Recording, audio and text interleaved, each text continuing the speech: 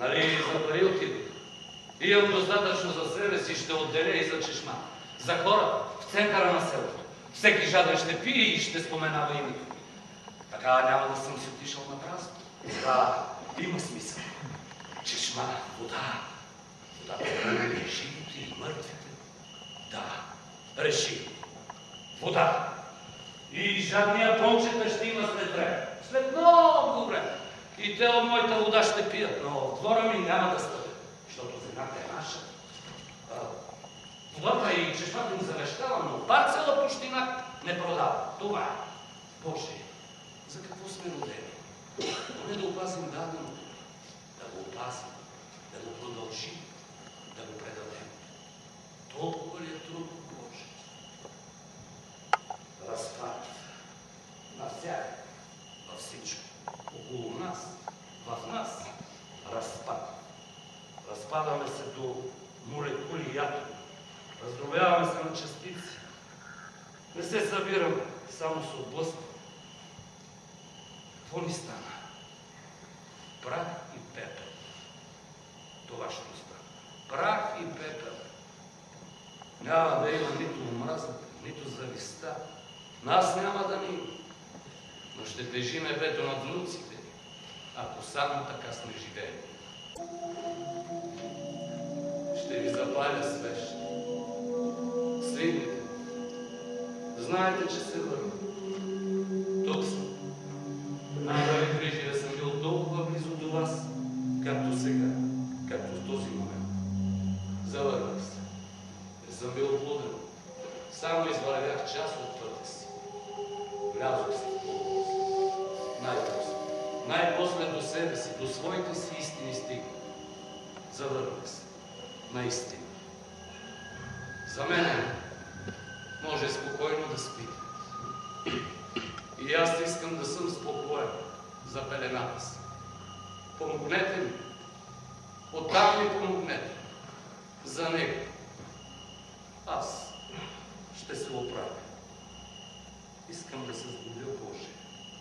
Да подредя пъзела на търсенето си. Да се намеря не на части. Да си имам цяла, сглобена сила. Парчета трудно се лепят из богата. Това ме чака. Да залепя парчетата си от досегашния си живот живо. Да мога не да кретам, да вървя. Накъде ли? Не знам. Има още толкова стени. Ако съм цял, ще ги щупя, както съм и чупил, с глава. Няма да ми е за първи път. Знам се, мамка му няма да ми е за първи път. Кръв си искам. Ако не го намеря, защо ми е това плод? Защо ми е да опазвам бащини? Нали трябва да има предаване? От баща на син, от дядо на внук. Това искам. Традицията да опазя. Иначе не съм научен. Не съм за самото парче земя. Искам на него да гледам, да се пази, да се съхрани, да има родова памет. Това знам. Родова памет. Искам земята, паметта на дедите ми да иде пред продължението. Искам си сина. Тая вечер, с това пълнолуние, с тия щурци, с това връщане в детството, тая вечер до дисекция ще стигне. До пълно разголване, достигане на истини, но трябва да го направя. Речено, сторено. Ще се преобърна. Аз самият хастар си ще обърна, но искам да стигна до дъното, да се намеря, да мога да се понасям. Аз самият себе си да мога да понасям. Дълбай, скъпа. Дълбай. Нека ме боли. Болката ражда истини. Има причини и следствие. Това знам. Ще открия причината първо в себе си. Следствието ще дойде само. Страх и вина. Тия две начала движат нещата. Падат ли са? Страх. Страх прави ужасни грешки. Страх да не сме сами и търпим нечие присъствие. Страх да не ни сметнат за глупави и мълчим, дори да има какво да кажем. Страх, събрани в себе си се страхуваме. От страх дори не дишаме с пълни гърди. Страх, идиотското усещане, наскрачена на душата. Това е страхът.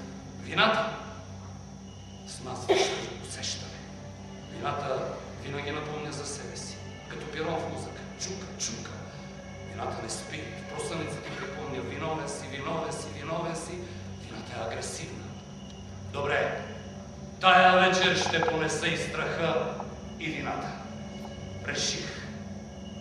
Връщам началото.